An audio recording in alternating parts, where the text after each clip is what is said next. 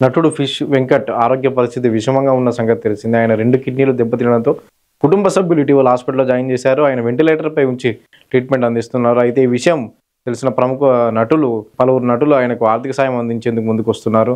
వారి కుటుంబ సభ్యులు కూడా నటుడు ఫిష్ వెంకట్ కుటుంబ సభ్యులు ఆర్థిక సాయం కోసం వేడుకోగా పలువురు నటులు ముందుకొస్తున్నారు. అయితే టాలీవుడ్ రెబల్ స్టార్ ప్రభాస్ భారీగా ఆర్థిక సాయం ప్రకటించినట్లుగా తెలుస్తుంది. ఫిష్ వెంకట్‌కి 2 కిడ్నీలు దెబ్బతినడంతో ఆపరేషన్ చేయాల్సి రావడంతో డోనర్ కోసం కుటుంబ సభ్యులు ఎదురు చూస్తున్నారు. అయితే మీరు డోనర్‌ని వెతుక్కోండి, నేను 50 లక్షల ఆర్థిక సాయం చేస్తానని చెప్పి ప్రభాస్ టీం మాట ఇచ్చినట్లుగా తెలుస్తుంది. ప్రభాస్ 50 లక్షల ఆర్థిక సాయం ప్రకటించినట్లుగా తెలుస్తుంది ఫిష్ వెంకట్ ఆరోగ్యం కోసం. అయితే అంతకుముందే Pawan Kalyan AP deputy CM Pawan Kalyan కూడా ఫిష్ వెంకట్‌కు 2 లక్షల ఆర్థిక సాయం ప్రకటించారు.